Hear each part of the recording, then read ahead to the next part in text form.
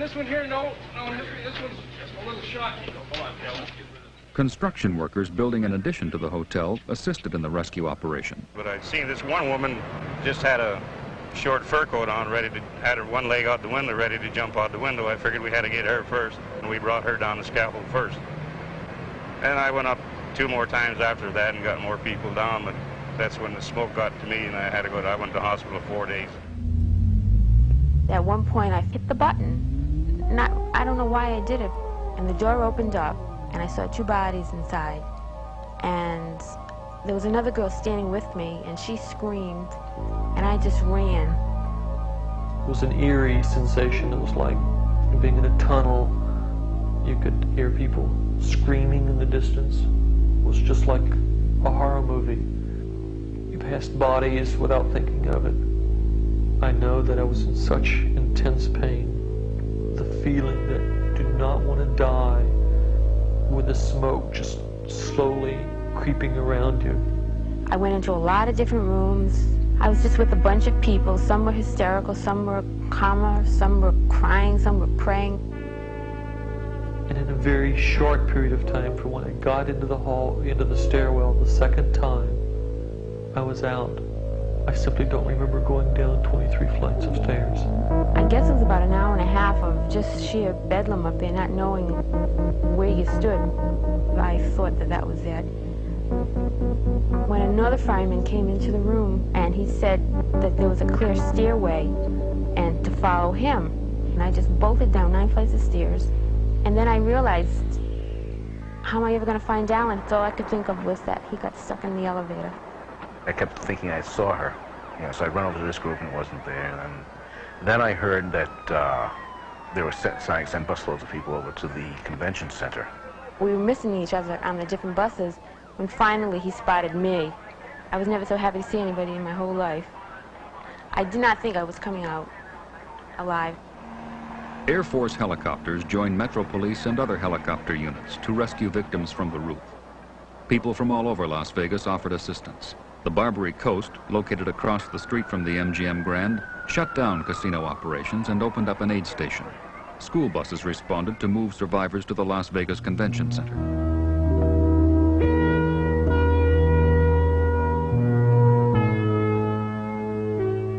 "85 people died as a result of the fire at the MGM Grand. Most died from asphyxiation, the result of carbon monoxide and smoke inhalation. Many died in hallways, some in rooms or elevators, one from injuries sustained in a fall. More than 600 casualties were seen at local hospitals. Before the fire was extinguished, the Clark County Fire Department began its investigation. The National Fire Protection Association, U.S. Fire Administration, and the National Bureau of Standards and other agencies assisted. In its final report, the Clark County Fire Department concluded that the fire had started in a concealed space near a pie case in the deli restaurant. The most probable cause, an electrical ground fault. The fire smoldered for a time and broke out into the deli, where it quickly spread, feeding on combustible contents and interior finishes.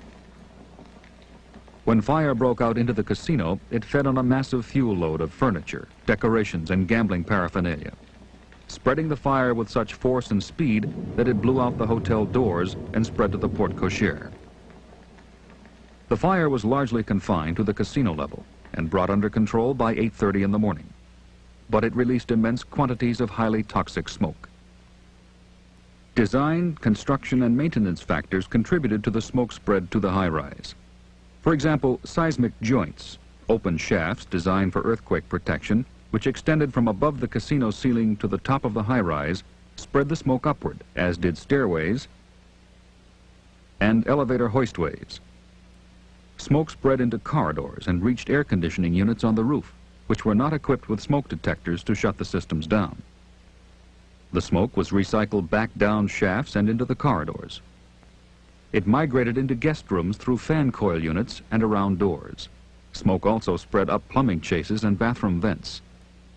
A number of people broke windows. In some cases, this drew smoke into the rooms. As with most fires, the smoke, not the flame, was the real killer. I just grabbed a towel and I covered my face the rest of the time, though I had already inhaled the smoke. Many of those who survived the MGM Grand Hotel fire had exhibited correct or adaptive behavior. For example, crawling low in smoke or breathing through a wet towel. Many survivors evacuated the building on their own, using stairways. Others sought refuge in guest rooms, and later were assisted from the building by firefighters using stairways.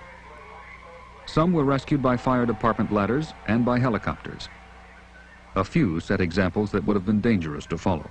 I remember on about the 25th floor, in one room there was probably at least 25 or 30 sheets tied together, and I looked out the window, and that was so far down I thought, boy, they really had to be frightened to think of going out of here on that sheet.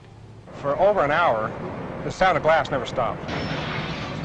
I saw a sheet of glass 3 feet square anywhere, 4 feet square, come down and shatter on a fireman in the middle of the ladder. They didn't break out just a pane or two, they broke out the whole thing. And in some instances, they broke out the wall. The fire in the MGM Grand Hotel was a unique incident. The fire developed rapidly in a large undivided area and spread smoke throughout the high-rise. Exit stairways, which should have assisted evacuation, filled with smoke. What should have provided safe passage became untenable. Hotel fires occur nearly every day. Most are confined to one room or one floor.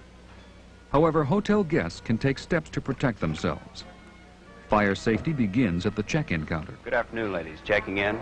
Inquire about the hotel's fire protection systems and patronize hotels that have good ones. Keep the room key readily available, always in the same place. Locate smoke detectors and intercoms. Figure out how the window opens. Windows should be broken only as a last resort, since if smoke comes in, a broken window can't be closed again. Check the hallway layout. Locate fire alarms and fire exits, and count the doorways to the exit so that you can locate them. Your room may be the safest place if fire breaks out. Be alert for instructions. If you're escaping, use the stairways, never the elevators. But check the stairways for smoke before the door closes, since doors may lock behind you. Stairways may not provide access to the roof. Do not rely on helicopters for rescue. Well-marked exits, the fire sprinklers in the halls and the rooms. That's what I look for. Smoke detectors, I'm looking for exits. It just never occurred to me to see where the fire exits were. I do now. The survivors were not the only ones changed by the MGM Grand Fire. In May 1981, the Clark County Commission passed stringent new fire safety requirements, retroactive to all existing structures over 55 feet. At the MGM Grand Hotel, an elaborate new fire safety system was installed, with sprinklers, smoke detectors, and intercoms in every room and corridor. 9 months after the fire, the MGM Grand Hotel reopened.